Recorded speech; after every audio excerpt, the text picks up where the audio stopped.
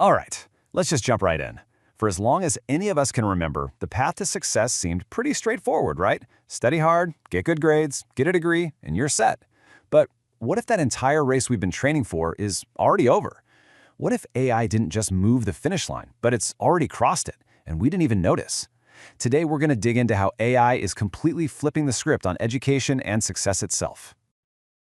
This all really starts with a fascinating idea from the world of AI called Moravec's paradox, and it basically turns everything we think about hard and easy skills completely upside down. For us humans, stuff like advanced math or chess strategy, that's the hard stuff. But for an AI, that's child's play. The things that are truly difficult for AI are the things that are second nature to us, like, just walking across a rocky beach or reading the mood in a room. And yet, our entire education system is built around rewarding the very skills that AI now finds completely trivial. So that leads to a pretty huge question, doesn't it? If we're busy training our kids to be amazing at things that machines can do better, faster, and cheaper, what are we actually preparing them for? Are we getting them ready for the future, or are we just training them to be second-rate computers? This is the core problem we really need to get our heads around. Okay, so let's start by tackling the biggest sacred cow in the room, the university degree. For literally centuries, it has been the #1 signal to the world that you are smart, capable, and disciplined. But in the age of AI, that signal is fading fast. To really see this in action, check out this wild experiment from the tech company Palantir. They're basically offering high school grads two doors. Behind door number 1 is the path we all know: 4 years at a top university, racking up about $90,000 in costs every single year. Behind door number 2, Palantir pays you over $5,000 a month for 4 months of on-the-job training, and then you walk straight into a career. So let's hit the fast forward button. 4 years later, where are these two people? Well, the Ivy League grad is almost $400,000 in debt. The Palantir apprentice? They've earned $360,000. It's not just a difference, it's a complete reversal. One path costs a fortune, the other one literally pays you. And when you add it all up, the financial swing between these two paths, after just 4 years, is an absolutely staggering $740,000. That's not a small gap. That is a life-changing chasm that just makes you question everything we've been told about a degree being the best investment you can make. So, why is this happening? It all comes down to something called signaling theory. Think of a degree like a luxury watch. Part of its value is that it's hard to get, so it signals something about you. For decades, a degree signaled you were smart and hardworking. But now, with AI that can write a flawless essay or ace a coding challenge, that signal can be faked. And when the fakes look exactly like the real thing, the value of the original just collapses. All right, so the degree is on shaky ground. But what about that other core belief? The idea that you have to be a genius right from the start.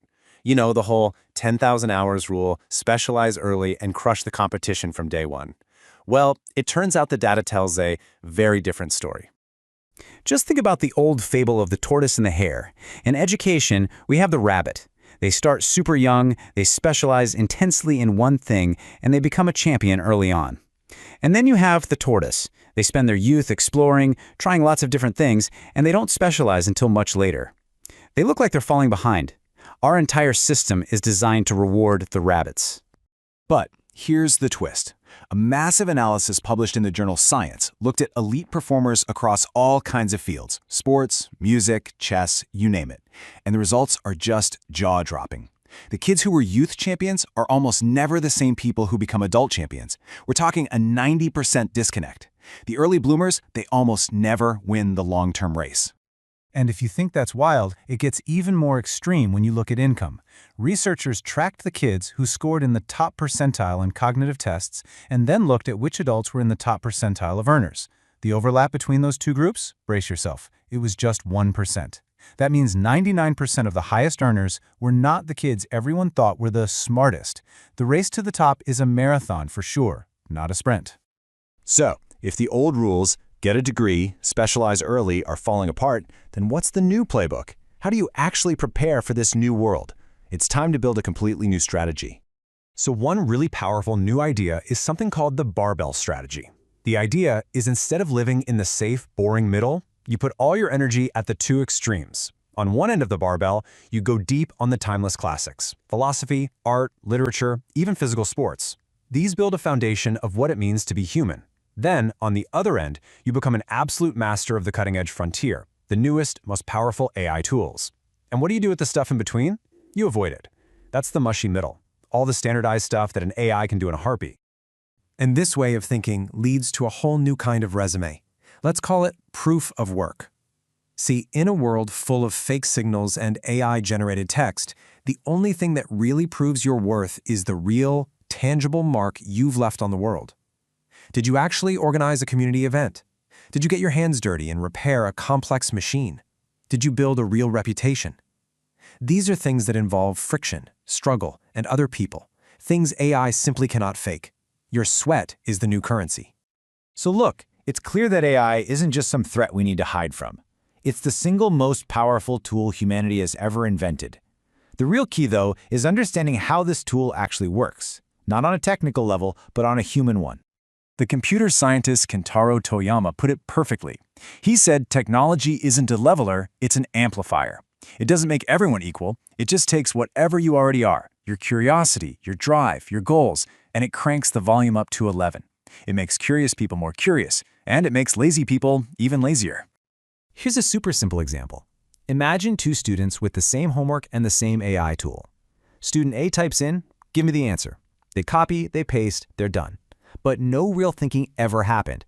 Student B types in something different. "Here's my answer. Can you help me find the flaw in my logic?" Same tool, but a completely different outcome. One person used it to outsource their thinking, the other used it to amplify it. And this, right here, might be the single biggest takeaway for all of us. The bottleneck for success has fundamentally shifted. The name of the game is no longer about who can find or remember the most information.